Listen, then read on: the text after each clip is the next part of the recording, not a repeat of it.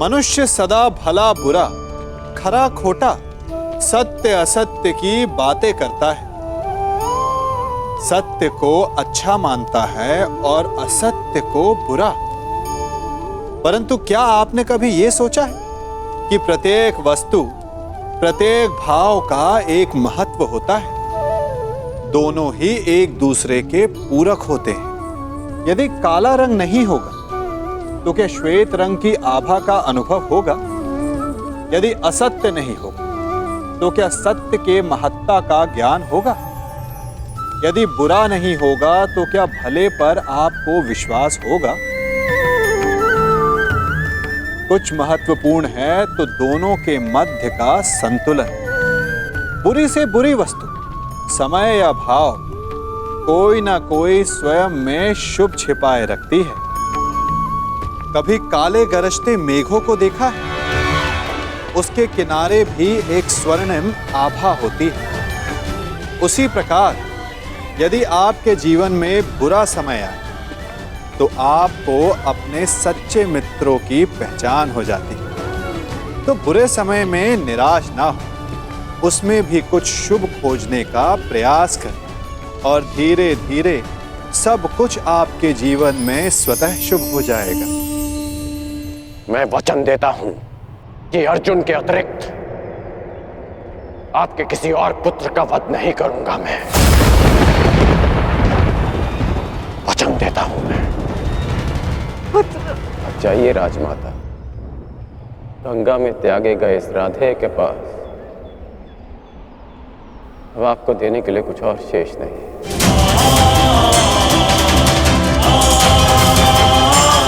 रही बात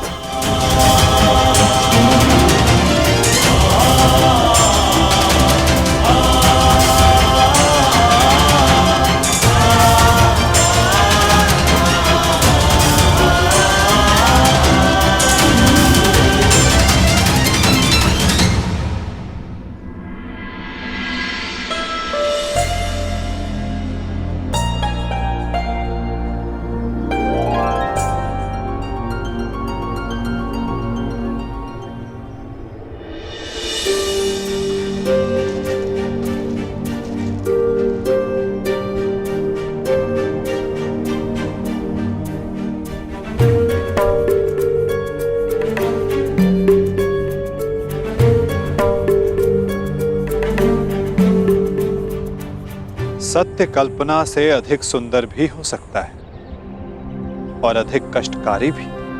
मैं जानता था कर्ण, परंतु मैं ये कभी नहीं चाहता था कि तुम इस कष्ट को सहो। अगर आप ऐसा नहीं चाहते तो ऐसा नहीं होता केशव। एक बात मैं समझ चुका हूं कि इस सृष्टि में सब आप ही की इच्छा से होता है, आप ही के अनुसार होता है। ठीक वैसे ही जैसा आप चाहते हैं। पीड़ा केवल कष्ट नहीं देती मित्र, पीड़ा कभी कभी हमें उचित मार्ग चुनने में हमारी सहायता भी करती है। एक पीड़ा कभी कभी हमारे अन्य कष्टों का निवारण भी करती है। कर्ण, इस सत्य का भान होना तुम्हारे लिए उचित था, परंतु अब मैं तुमसे ये जानना चाहता हूं कि इस पीड़ा का तुम सकारात्मक प्रयोग कैसे करोगे? जिस सत्य ने मेरे जीवन को, मेरे विश्वास को नकारात्मकता से भर दिया, उसमें क्या सकारात्मकता केशव? उसमें क्या भलाई दिख रही है आपको? क्यों? क्या ये उचित नहीं कि अब तुम स्वयं को सूद समझने की पीड़ा से मुक्त हो गए हो?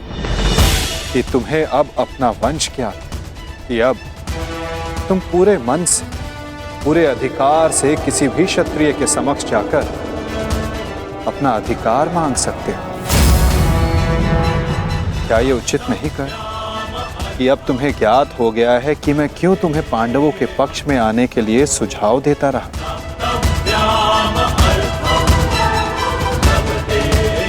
एक सत्य संसार बदल सकता है, और अब तुम्हारा संसार बदल चुका है मित्र।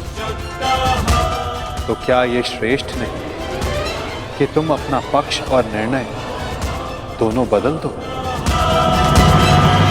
तुम सबसे ज्येष्ठ कौन्तेय होकर अर्जुन, भीम, युधिष्ठिर, इन सबसे ज्येष्ठ,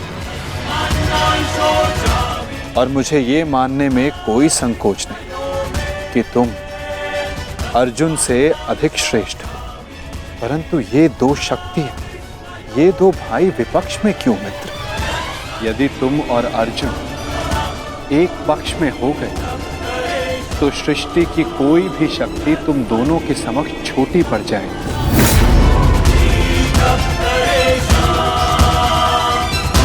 तुम्हें और अर्जुन को मेरी, वासुदेव तक की आवश्यकता नहीं पड़ेगी मित्र। युधिष्ठिर तुम्हारा अनुज होगा और बाकी शेष पांडव भी। तनिक सोचो,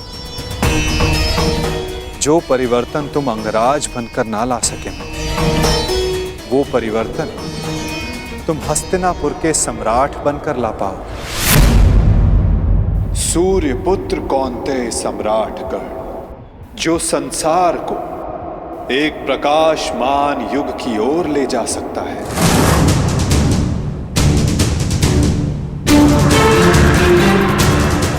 मैं केवल तुम्हारे भविष्य की बात नहीं कर रहा हूं कर्ण, मैं उस भविष्य की बात कर रहा हूं जिसकी हस्तिनापुर को आवश्यकता है। इस संसार को, इस मानवता को आवश्यकता है, और यही सबके हित में है मित्र।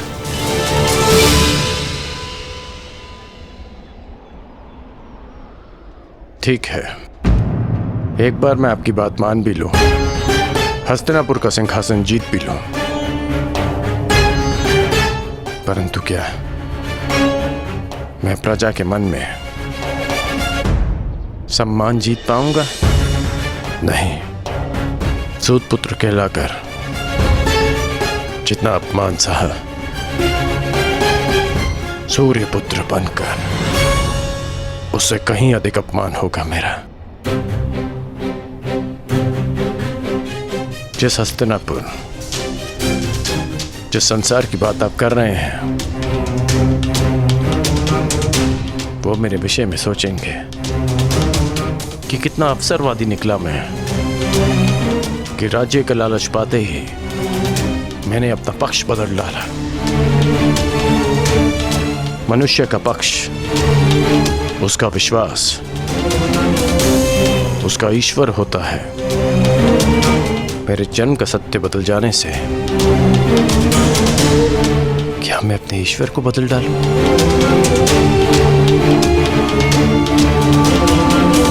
और अर्जुन, क्या ये उस महान धनुर्धारी का अपमान नहीं होगा?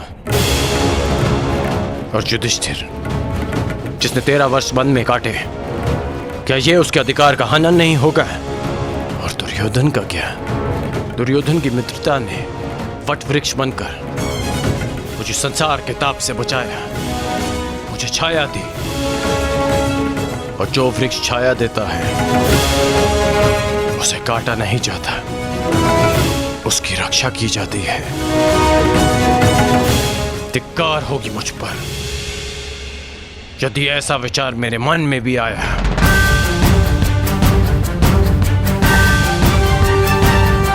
मैंने आपसे पहले भी कहा है कि मैं जन्म में नहीं, कर्म में विश्वास रखता हूं। मैं कुल, वंश, जाति में नहीं, कौशल और पुरुषार्थ में विश्वास रखता हूं। जब मेरी जन्म माता ने मुझे त्यागा तो एक सूत ने मुझे पाल पोस के बड़ा किया। जब कुल और वंश ने मुझे फेंक दिया तब मेरे कौशल ने मुझे उभारा। जब मेरे संबंधियों ने मुझे पहचानने से अस्वीकार कर दिया तब दुर्योधन की मित्रता ने मुझे संभाला। सच कहूं तो आज मैं पहले से भी कहीं अधिक दुर्योधन का ऋणी हो गया हूं। और आप कह रहे हैं कि मैं अपना पक्ष बदल लूं?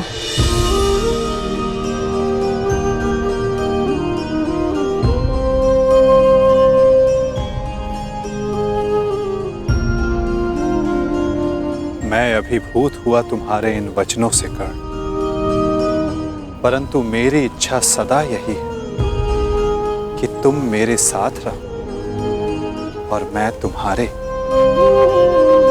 परंतु निर्णय लेना तुम पर निर्भर करता है मित्र। तो बताओ कर्ण, तुम्हारा अंतिम निर्णय क्या है? तुम्हारे नए परिचय का, इस सत्य के भान का क्या निष्कर्ष है? एक ही निष्कर्ष है और एक ही निर्णय। या तो मेरे मित्र दुर्योधन के शीश पर राज मुकुट होगा, या इस कर्ण के धड़ पर शीश ही नहीं होगा।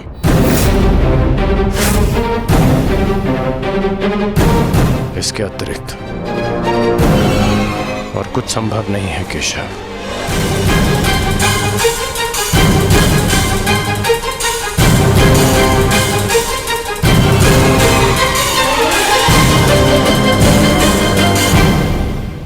आपसे एक विनती है केशव कि मेरी जन्म कथा गुप्त रखिएगा। यदि युधिष्ठिर को इसका ज्ञान हुआ तो वो सिंहासन को ठुकरा देगा, और यदि उसने साम्राज्य मुझे सौंप दिया तो मैं उसे दुर्योधन को सौंप दूंगा। और यदि समाज को इसका भान हो गया तो वो माता कुंती को ठुकरा देंगे। इसलिए यह सत्य हमारे मध्य ही रहे, यही श्रेष्ठकर है। मैं चाहता हूं कि आप मेरी मृत्यु तक मुझे राधे कहकर पुकारें, कौनते ही नहीं।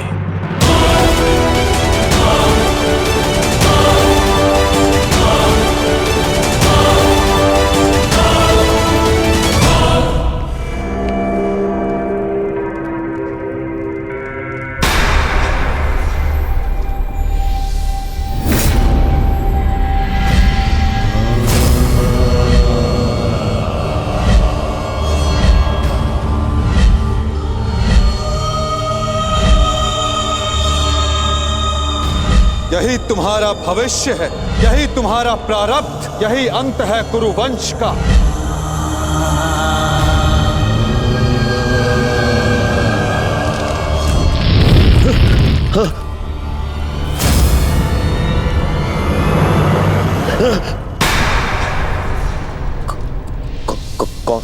कौन है आप?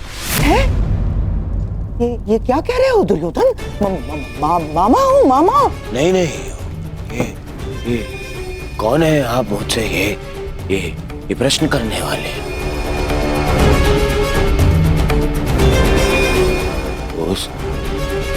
उस छली ने, उस मायावी ने, ये देखिए, ये माया कर गया है मुझ पे। एक भ्रम जाल में फंसा गया है मुझे। दुर्योधन को भयभीत कर गया है वो। और आप भी वहीं थे, हाँ? आपने क्या किया? अब खड़े खड़े मेरा अपमान देखते रहे। देखो दुर्योधन, तुम भूल रहे हो, वो मैं ही था जिसने उस वासुदेव को बंदी बनाने की योजना बनाई थी। मैं ही था वो। वही तो। देखो, क्रोध करने का समय नहीं है ये, और तुम्हारा ये क्रोध मुझ पर बाद में करना, समझ गए? पहले इस बात से अवगत हो जाओ कि हस्तिनापुर में क्या घटित हो रहा है।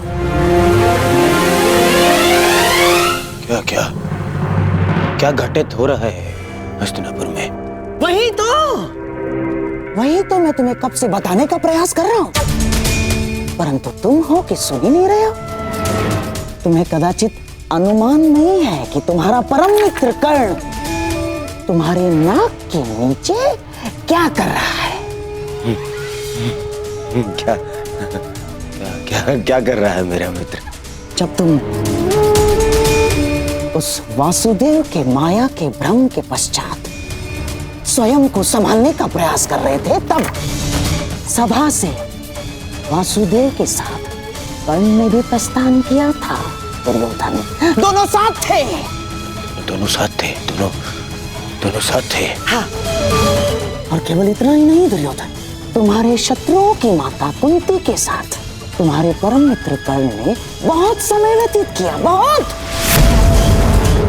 कहीं ऐसा तो नहीं दुर्योधन कि उस छलिए वासुदेव की माया में फंसकर कर्ण पांडवों के पक्ष में? ऐसा हो सकता है ना दुर्योधन? नहीं नहीं, ऐसा नहीं हो सकता। ना, हो सकता है। नहीं, मुझे कर्ण से मिलना है। इसे शाल मिलना है कर्ण से।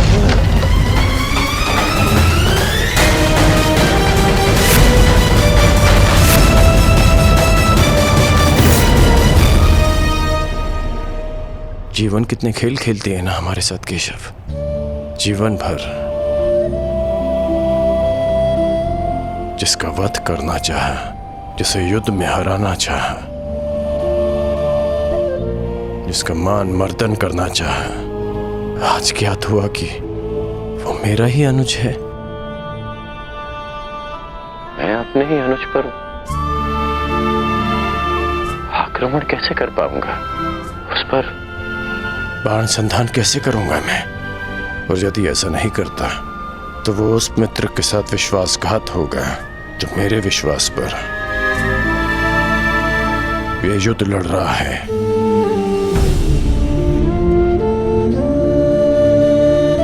क्यों नियति हमारे साथ ऐसा खेल खेलती है? क्यों वो दो भाइयों को शत्रु बनाकर सामने ले आती है? क्यों वो उन्हें एक दूसरे के रक्त का प्यासा बना देती है, जिनकी धमनियों में एक ही रक्त बहता है? ये कैसी नियति है केशव?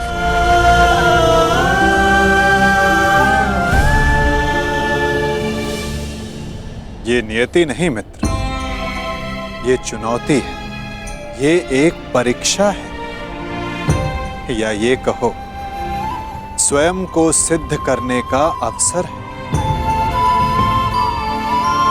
इतनी कठिन परीक्षा, इतनी कठोर चुनौती, इतना पीड़ादायक अवसर।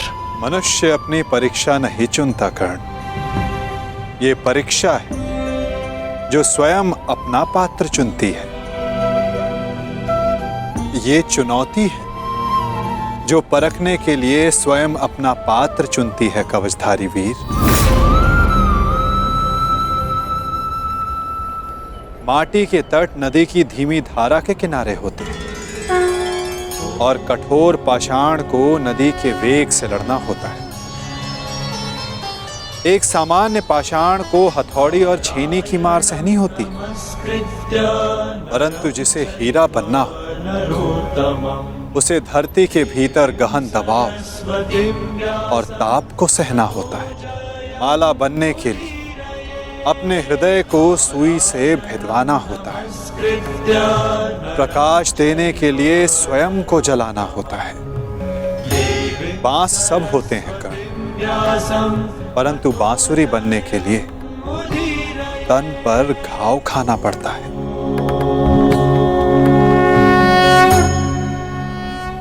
जिनके उत्तरदायित्व बड़े हों उनके समक्ष सामान्य प्रश्न नहीं आते कर्ण। जिन्हें युद्ध की हुंकार भरनी होती है उन्हें लाक्षागृह की अग्नि से निकलना होता है। जिन्हें युद्ध का परिणाम देना होता है उन्हें अपना कवच भिदवाना होता है। मृत्युंजय बनने की चाह रखने वालों को प्रति क्षण मरना होता है। ये तुम्हारे समक्ष आई सबसे बड़ी दुविधा नहीं है कर्ण, सबसे बड़ी चुनौती है, सबसे बड़ा अवसर है। अब इसका चयन करना तुम पर निर्भर करता है कर्ण, कि इसमें भाग लो या भाग जाओ। तो ये सब पहले आपने क्यों नहीं बताया केशव? यदि तब बता देता तो आज तुम्हारे समक्ष मृत्युंजय बनने का अवसर नहीं आता। एक मित्र के रूप में आपने मुझे बताया कि मुझे क्या चुनना चाहिए, परंतु आज मैंने सभा में उस कृष्ण को देखा जो भूत भविष्य वर्तमान सब है, जिनसे परे कुछ नहीं, जिन्हें सब कुछ ज्ञात है। तो आपको ये भी अवश्य ज्ञात होगा केशव कि आपका ये मित्र कठिनाइयों से कभी नहीं भागता, सदैव उनका सामना करता है। अब कदाचित हमारी भेंट युद्ध भूमि में होगी।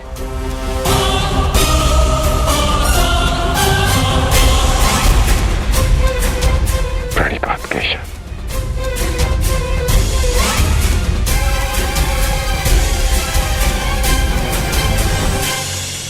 मैं अत्यधिक प्रसन्न हूं कि तुम मेरे मित्र।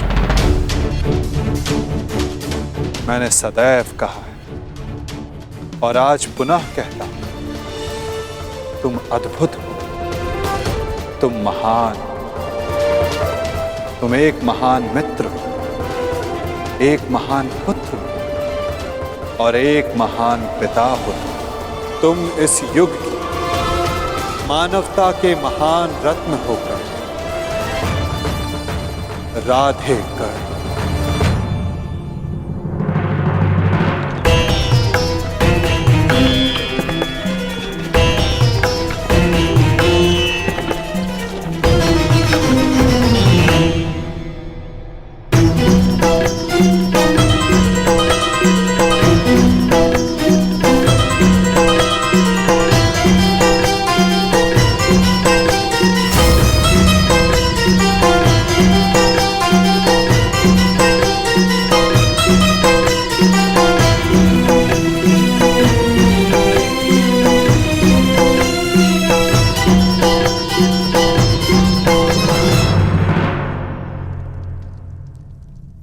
तो ठीक है, युद्ध को चुना है कौरवों ने और आज पहली बार मैं उस दुर्योधन के प्रति कृतज्ञ हूं, क्योंकि उसने वो चुना है जो मैं स्वयं चाहता था। अब अगला कदम क्या होगा वासुदेव? निर्देश करें, क्या करना है हमें? कुरुक्षेत्र।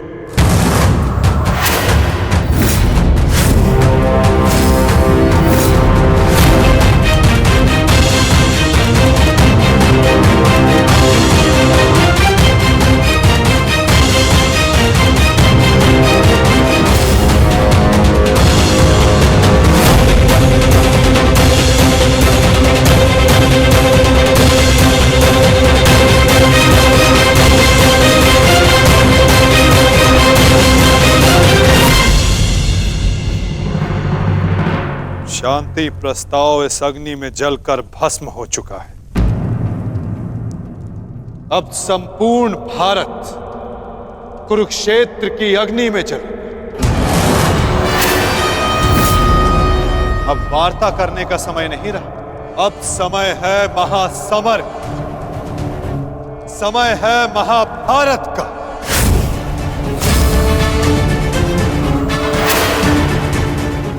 अब जीवित रहना है तो विजयी होकर या फिर मृत्यु का आलिंगन करना। अब समय आ गया कि याज्ञसेनी के खुले केशों का प्रतिकार किया जाए। समय आ गया कि आप पांचों अपनी प्रतिज्ञाएं पूरी करें। अब समय आ गया कि संपूर्ण भारतवर्ष को पाप मुक्त किया जाए।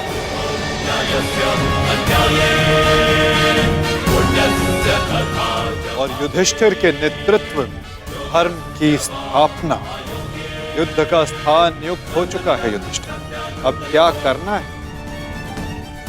इसका निर्णय तुम्हें स्वयं करना होगा युधिष्ठिर। हमें शीघ्र ही यहां से प्रस्थान करना होगा। पुत्रों, युद्ध के लिए तत्पर हो जाओ। हम सब तैयार हैं ज्येष्ठ पिताश्री। युद्ध की तिथि की प्रतीक्षा करने की आवश्यकता भी नहीं, हम युद्ध अभी करेंगे। ठहरो, हम सभी लोग यहां से एक साथ प्रस्थान नहीं कर सकते, क्योंकि विराट राज्य की सुरक्षा के लिए हम में से किसी को यहां उपस्थित रहना होगा। ऐसा पहले भी हो चुका है और हो सकता है कि हमारी अनुपस्थिति में दुर्योधन विराट राज्य पे आक्रमण कर दे। इसीलिए हम में से किसी को भी यहां उपस्थित रहना होगा। उसकी आवश्यकता नहीं।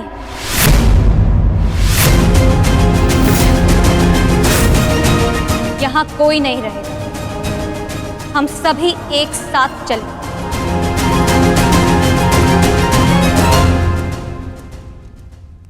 नहीं पांचाली, कुरुक्षेत्र में स्त्रियों का कोई स्थान नहीं। यदि तुम बाहर रहोगी तो मन युद्ध में नहीं, और रक्षा करने में लगा रहेगा। तुम्हारा कुरुक्षेत्र में जाना उचित नहीं। उचित तो मेरा द्यूत क्रीड़ा भवन में जाना भी नहीं था आर्य, परंतु यदि मुझे वहां ले जाया गया तो अपना प्रतिकार लेने में कुरुक्षेत्र भी जाऊंगी।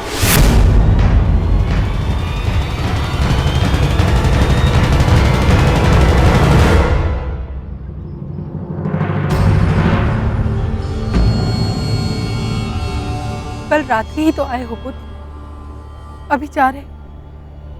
कुछ दिन रुक जाओ। नहीं माता, मुझे हस्तिनापुर जाना होगा। युवराज दुर्योधन को कुछ बताना आवश्यक है। क्या कारण? वही जो वो नहीं जानते, मेरा अतीत।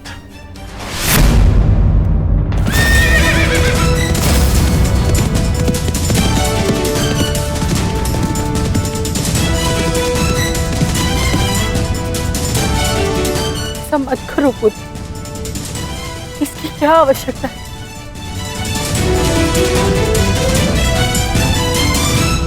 आवश्यकता है माता, आवश्यकता है।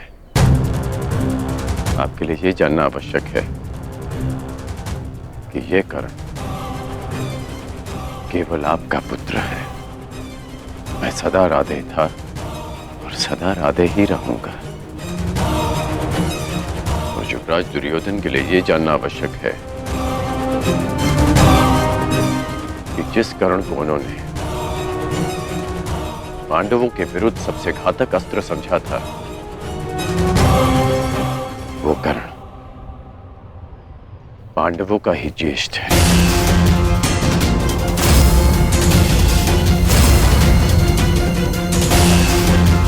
कि जो कर्ण रणभूमि में उनके शत्रुओं का शत्रु बनकर आया था, वो उनके शत्रुओं का बड़ा भाई है। माता, दुर्योधन ने कभी मुझसे कुछ नहीं छिपाया, इसलिए ये मेरा कर्तव्य है कि मैं अपने मित्र को सब सच बताऊं। दुर्योधन को सत्य बताना आवश्यक है माता। ऐसा क्या है जो युवराज के लिए जान लेना आवश्यक है माता?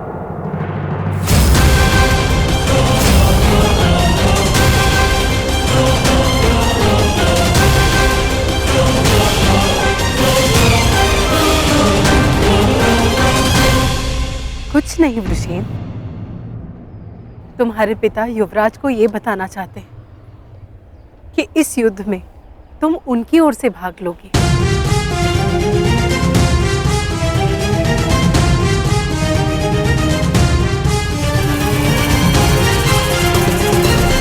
शीघ्र मिलते हैं पृष्ठदेव।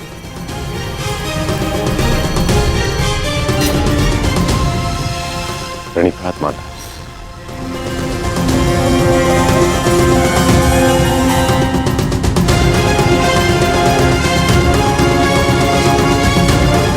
चलो सारथी।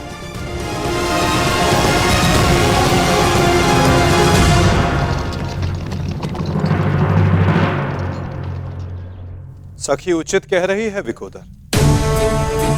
यदि हम सबको विजय पानी है तो हम सबका वहां रहना अनिवार्य है। परंतु वासुदेव, पांचाली के सारे विचारों को सुनने के पश्चात ही निर्णय लेना विकोदर।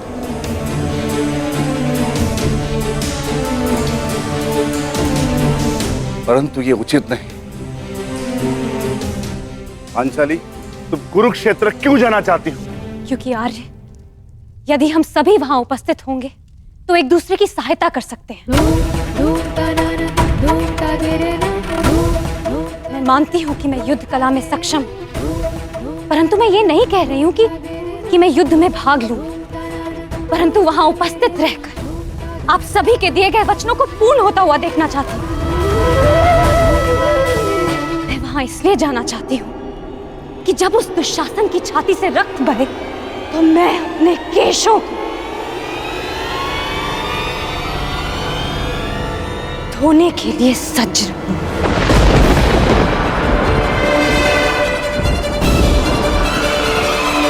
और जब दुर्योधन की मृत्यु निकट हो तो वो मेरी आंखों में देख सके और उसे हमेशा स्मरण रहे कि उसे दंड मिला है, वीर गति नहीं।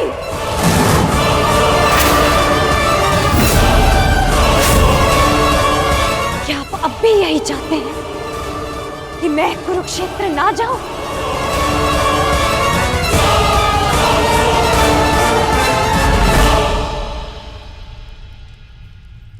कुरुक्षेत्र के लिए कूच का आदेश दीजिए केशव। अब कौरवों का संहार निश्चित है।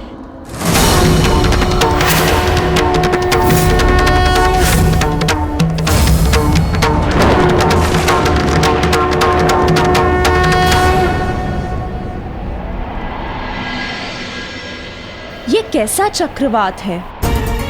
मेरे मन में बुरे विचार आ रहे हैं। अवश्य है ये कोई अपशगुन है कुंती। मैं वचन देता हूं कि अर्जुन के अतिरिक्त आपके किसी और पुत्र का वध नहीं करूंगा मैं।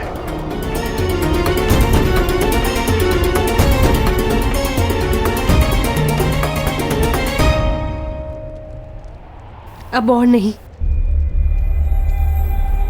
मुझे सत्य बताना ही होगा। सत्य? कैसा सत्य?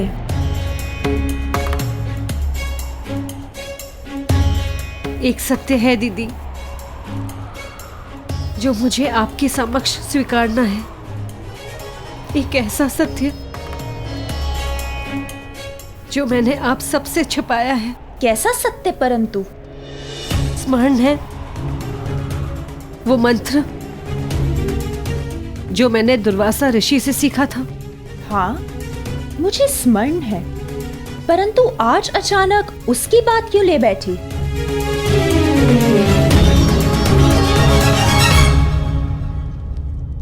आप सब जानते हैं, आर्य पांडु के निर्देश पर मैंने और माधुरी ने उस मंत्र का प्रयोग किया जिससे पांडव उत्पन्न हुए, परंतु मैंने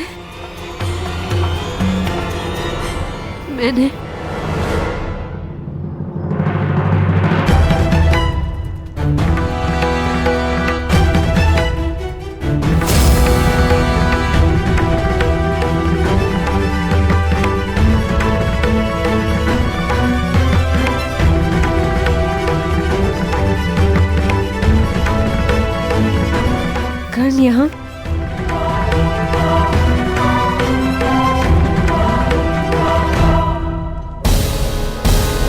तुम्हारा परम मित्र कर्ण तुम्हारे नाक के नीचे क्या कर रहा है? तुम्हारे शत्रुओं की माता कुंती के साथ तुम्हारे परम मित्र कर्ण ने बहुत समय व्यतीत किया, बहुत।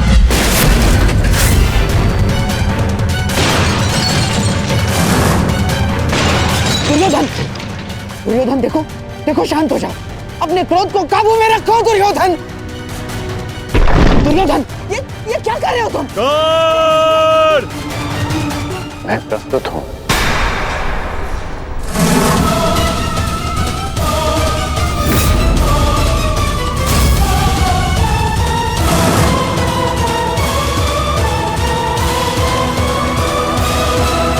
मैं तुमसे कुछ पूछना चाहता हूँ कर्ण। मैं भी तुम्हें कुछ बताना चाहता हूं। मेरी परिस्थितियां बदल गई हैं, समीकरण बदल गए हैं, पहचान बदल गई। ठीक कहा तुमने, ठीक कहा तुमने।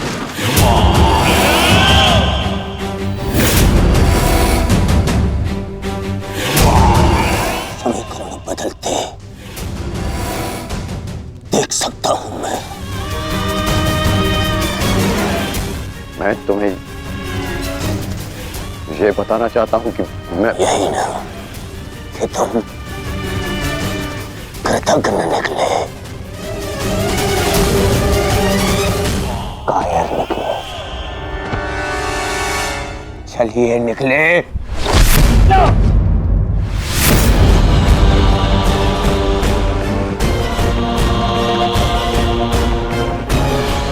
क्या कर रहे हो तुम? क्या कर? दंड दे रहा हूं एक भगोड़े को, एक कृष्ण को, एक भगोड़े को जो युद्ध से पूर्व ही भाग रहा है। शांत हो जाओ, शांत हो जाओ। दुर्योधन, सब जानता हूं कि तुम उस छलिए के साथ क्यों गए थे, और माता कुंती के पास भी। तुम्हें क्या लगा मुझे क्या नहीं होगा? हाँ? अब मुझे केवल इतना बता दो कि क्या तुम उस छलिए के पक्ष में चले गए हो? क्या नया षड्यंत्र रचा रहा है वो छलिया मेरे विरुद्ध? बताओ मुझे कर्ण। क्या हो गया है तुम्हें? ऐसा कुछ नहीं है और न कभी हो सकता है। मैं अपने मित्र का साथ छोड़कर कभी नहीं जाऊंगा। झूठ झूठ बोल रहा है ये दुर्योधन, ये झूठ बोल रहा है। मैं झूठ नहीं बोल रहा हूं, और आपने फिर से षड्यंत्र रचना शुरू कर दिया गांधार राज। हाँ तो बताओ मुझे क्या वार्ता करने गए थे तुम उन पांडवों की माता के साथ? मित्र, मैं बताती हूँ दुर्योधन।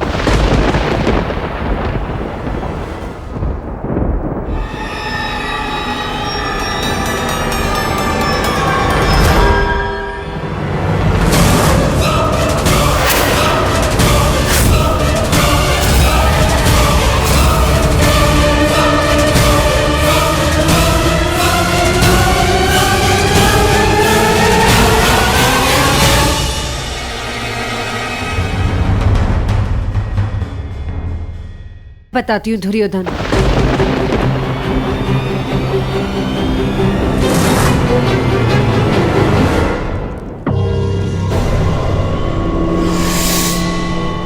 अब तो माता कुंती भी है, तो बताओ मुझे कर्ण, मेरी शत्रुओं की माता ने क्या योजना बनाई है? क्या क्या क्या षड्यंत्र रचा है?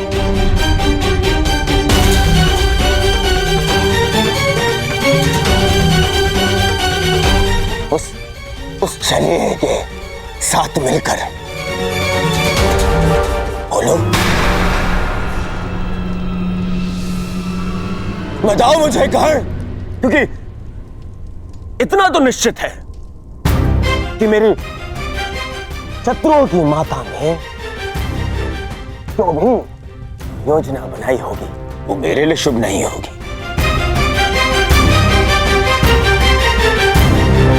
बताओ मित्र, बोलो।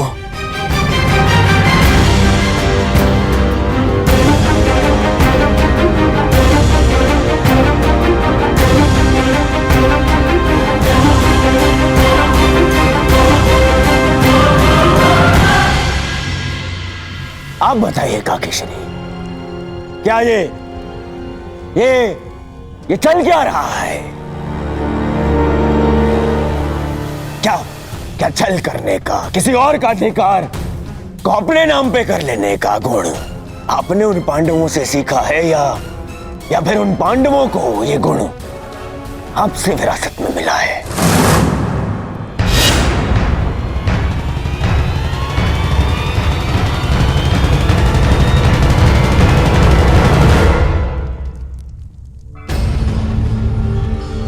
नहीं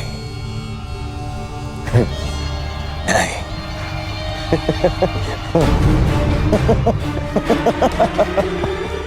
मैं भी कितना मूर्खतापूर्ण प्रश्न कर रहा हूं। उन पांडवों ने छल करना तो आप ही से सीखा होगा। आपने भी तो वही किया, छल किया आपने अपने पति के साथ, अपने कुल के साथ। जिन्हें संसार पांडु पुत्र मानता है वो तो पांडु के पुत्र है ही नहीं।